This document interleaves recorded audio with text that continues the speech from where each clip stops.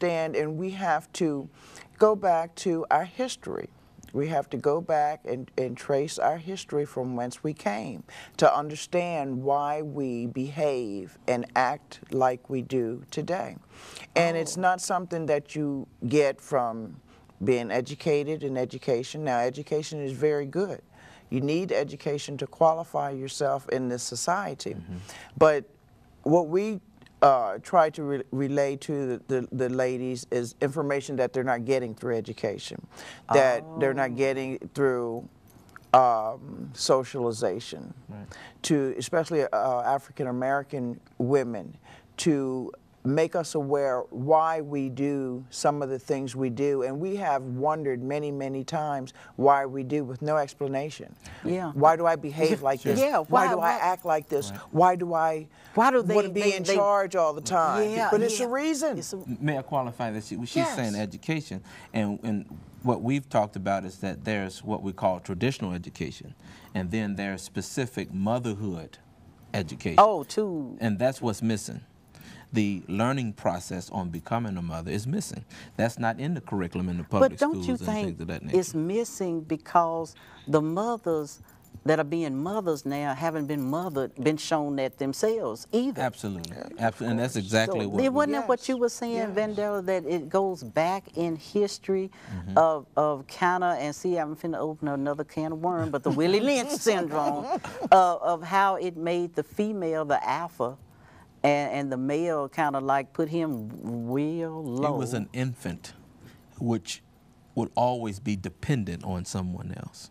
That's what the Willie Lynch letter suggested, that you create a orbiting cycle by which he never wake up and become responsible. He always is dependent on somebody to do and think for him. But the female, on the other hand, goes into this frozen independent state where she becomes the alpha. She takes the lead, and she makes the determination for cultural values and things of that nature. Problem with that is that she has now no male counterpart to be the protector, the priest, and the provider. And the stress level is enormous. Yes. I mean, we all should be mental basket cases.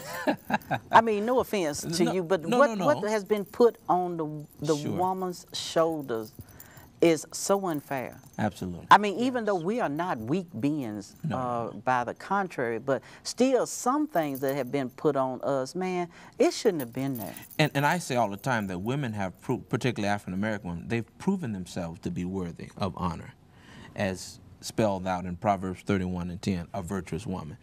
And what has to happen is they have to understand the role indirectly that they played in creating a situation where their male counterparts growing up were less than men, so that we can reverse that process. So then, because the female too is really the first contact for a male child, do she need to go out and seek an alpha male, if nothing but for a, not to marry or anything, that's not what I'm talking about, but to be a role model for that boy child? Now that's just something, and that's okay. If a boy has lost his biological father to the death or something like that nature. Even at that, it's important that the child understand their origin and where they come from, because that's part of who that child is. So the first thing that has to happen is we need to make contact and connection with their biological fathers. But suppose their biological father's in prison for 30,000 years. Well, I'm glad you said on drugs. I'm glad you said that, because on the down low. No, y'all done got me. I'm glad you said that, because here's something that we have to look at. We have to look at how we rewrite policies. Because they're allowing animals to come into the prison system and to visit inmates, but they won't allow the children of those inmates to come in and spend time with them and learn why they shouldn't do certain things socially. You understand what I'm saying? So what we have to look at is from a cultural context, what do we need to do to break this cycle? But first we've got to go from a historical standpoint and understand how the cycle began. And the next step is to look at dismantling this perfidious process that has denigrated the family. God bless you. I mean, I see it, Vandella, that it's going to be daunting, because it's so, don't you see, it's so ingrained in us, a lot of these teachings. Oh, absolutely. Yeah. But and the thing that is ingrained, we aren't even aware of what it is. See, that's the problem. We aren't even aware of what it is, and we have to stop looking at other people to try to fix our problem. We have to start looking in the mirror, because we're the only ones who can fix our problem.